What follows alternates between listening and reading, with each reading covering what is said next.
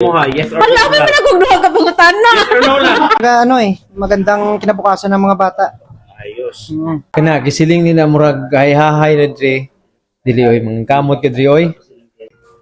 Welcome back mga auntie, mga uncle. Ug ganiya na po ang inyong kabos nga amigo si Kuya Raymond nga naa diri na limpalad sa nasod sa Canada. So, karong adlong Domingo karon diri sa Canada. So, ubanimi ninyo moadto mi sa balay sa mo ang higala, which is opportunity nato no na hinabi og makigkukabildo sa atong mga higala diri ug kamusta ilang kinabuhi sa Canada. So ato silang pangutan-on na aning tulo ka pangutana no, kay usually pod mao pod ni permanente ang ginapangutana sa amoa nganong Canada man, nganong kaha, diba? And expectation versus reality, unsa ba gyud kaha ang kanang sitwasyon diri kung naana ka ug scam ba ang Canada. So mo na ang ato ang mga ipangpangutana sa atong mga higala karon. So tara, ubanin ninyo. Let's go. Kuya. Kuya, nakoy pangutana nimo. Nganong Canada man kuya? Wa man ditsura. Canada. Nganong Canada Nanong man? Canada man no. Nanong Canada man kay nabay brighter future din ba mga kabataan namo ba? Mo na gipili na mo diri. Kung sa Pilipinas man tawa may lisod man ta mga ahon dito. Okay. Kaya Canada kanang futures mga kabataan nako. Amo na first option na decide mi na mga diri Canada. Ayos. So, ugat siya nga rason. Brighter future para Beauty sa mga future bata. ko bata. Okay, so karon kana naman ka sa Canada. Expectation versus reality. Kana gisiling nila murag hahay na diri dili oy mga kamot ka diri oy. Kana pareho man gyapon pero okay raman kay pareho naman gyapon sa tuwa mga kamot ka dito sa tuwa. But at least diri nabay quality ba. Kina maor man gyud pag kamot mayo pag dali nimo makuha pag mga things na imong gusto.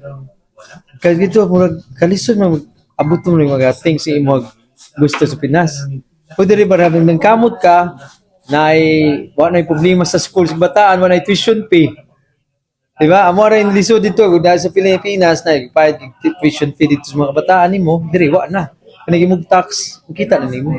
Okay, so grabe ka po kay insight si Kuya. Tinuod para sa imo ha, tinuod ang giingon nga scam ang Canada dili. Yes or no?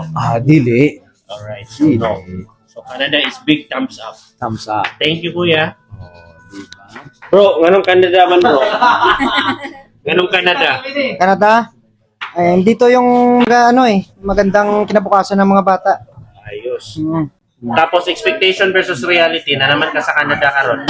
Expectations versus okay gid kayo diri sa sa Canada. Okay kayo sa Canada. So, Same lang yung yung in-expect ko sa in reality. okay, yes or no? Para sa imo, scam ang Canada? Yes or no? No. No. Good ang Legit Canada. Yeah, Legit ang Canada. legit. Alright, thank you. Nganong Canada man? Ganun Canada. Ay, matay mahanga.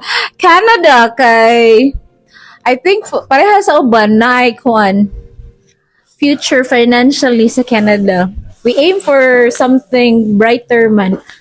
For our future, for our family. I'm thinking Canada can give me that. Wow. Unya, expectation versus reality?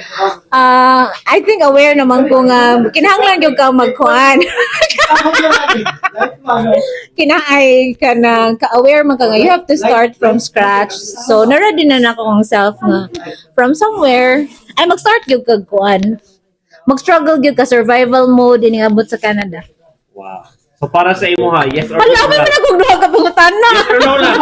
Yes or no lang? Para sa imo, scam ang Canada, yes or no? No. Kay aware naman ka from the start. Kabaw na kaon sa imong gisudlan. Yes.